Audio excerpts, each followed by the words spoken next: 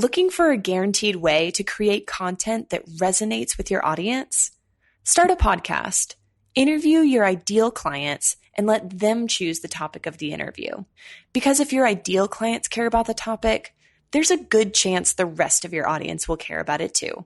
Learn more at sweetfishmedia.com.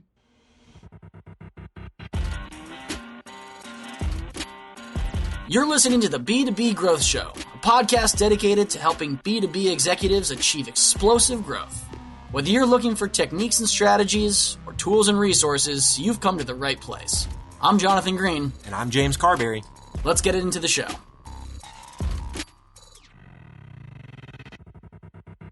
Welcome back to the B2B Growth Show. We're here today with Anthony Johndrow. He is the CEO of Reputation Economy Advisors. Anthony, how you doing today? I'm doing great, James. Glad to be here. I'm really excited to chat with you today, Anthony. We're going to be talking about corporate reputation and how that impacts B2B growth. And so before we dive into that, though, I'd love for listeners to know a little bit of context about you and your company. Tell us a little bit about Reputation Economy Advisors. Thanks, James. And probably quite a few of your listeners might be a bit confused to see reputation and growth in the same sentence. So yep. I'll start by talking about what got me into this topic. And really, the world changed after the financial crisis. That's the biggest thing going on right now. And you don't have to look very far to figure that out. And I call it the dawn of the reputation economy. What I mean by that is that starting in about 2010 or so, people started caring more about the companies and the people behind the products and services they buy than they do about the products and services themselves. Mm-hmm. So what that means to you, if you're a marketer or if you're a corporate strategist of any kind, is that suddenly how you engage the marketplace is going to need to change quite a bit. The big recognition that you have, or that I've seen from companies as they embrace this reality or shrink from it, is that they either approach it with a sense of fear, reputation risk, or they approach it with a sense of greed. Wow, this is an opportunity to grow a little bit faster. And that's what I want to talk to you about today. I love it. And so Anthony, let's dive into that, talking about how the impact of what changed after the financial crisis. You, as we were talking about it offline, you mentioned that there were two specific things that impact B2B growth as it relates to a corporation's reputation. You said it was risk and greed. Can you talk to us about both of those things?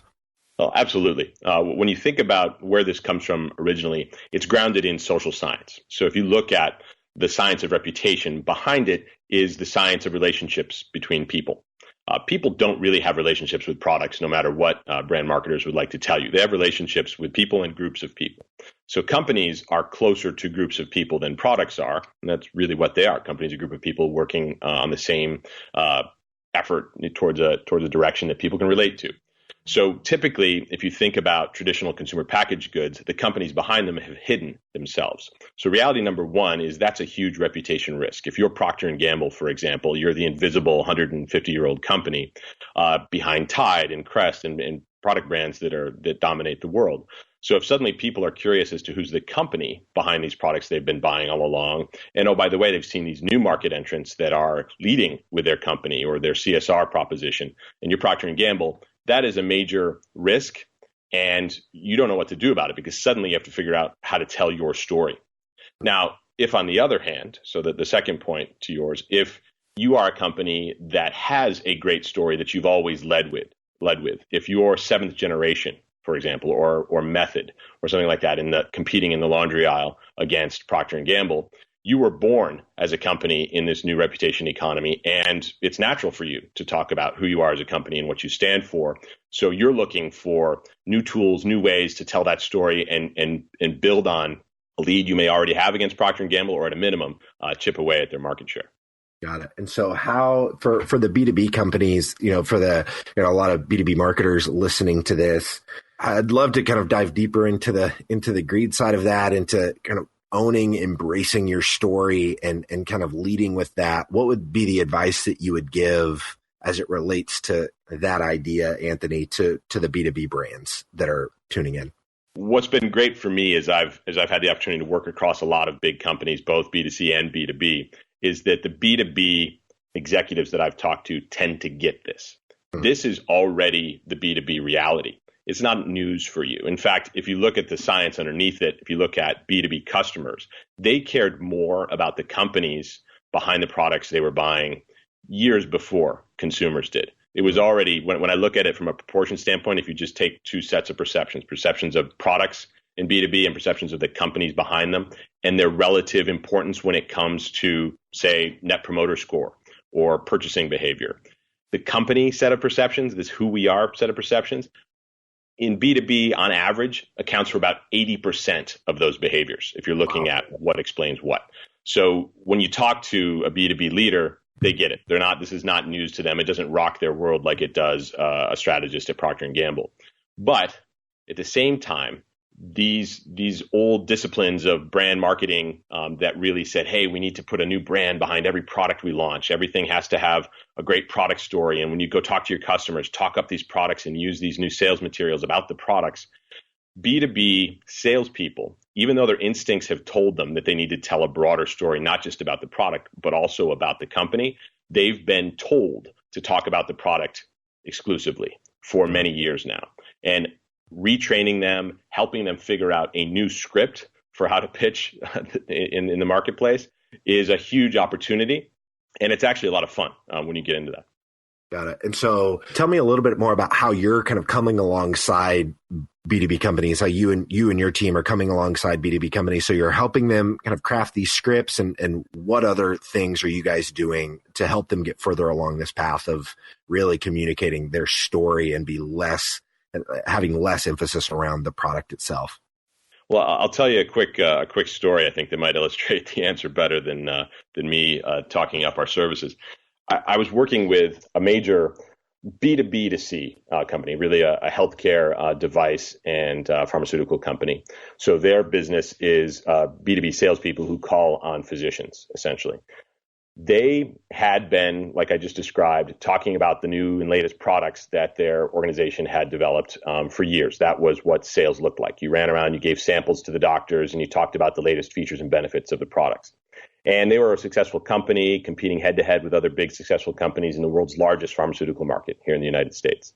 I had done some work for the corporate folks, the corporate communications and corporate branding folks in the organization that researched physicians and looked at what they thought about and really analyzed what drove their prescribing behavior.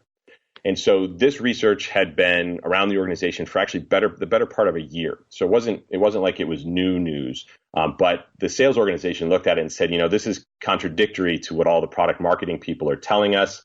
And we've got so many new product initiatives. We don't even want to have this insight presented at our sales meeting. Oh, wow. So I said to them, well, that's crazy. Why wouldn't you want to at least share this? We've got too much on our plate. We can't do it.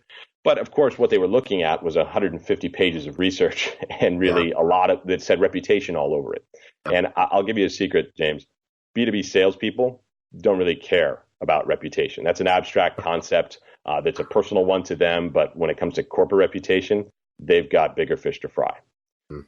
So when I got that pushback, I said, hey, listen, this is predictive analytics that we put together for you here that says, you know what, if you talked about the company a little bit when you engage with physicians, they would write more prescriptions in your favor and you would build market share. So the people running this sales meeting said, that's kind of interesting, and it's certainly more interesting than what we saw at this 150 pages of research.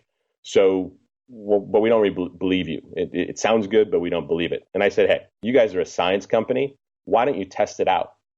Don't change everything you do in your sales meeting. Don't retrain all of your sales reps today. But why don't you go train a few of them in one of your markets and do it just like you would a science experiment? Have a control, do a test, and see what happens.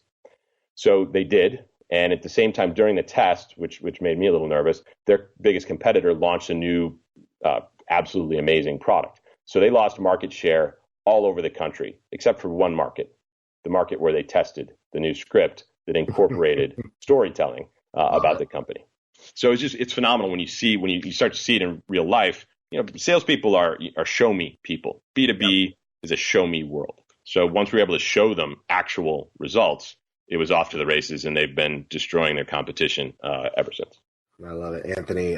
This has been incredible. Is there anything else before I let you go today that you think would be valuable for our listeners to understand as it relates to reputation, tying back to growth in a B2B context?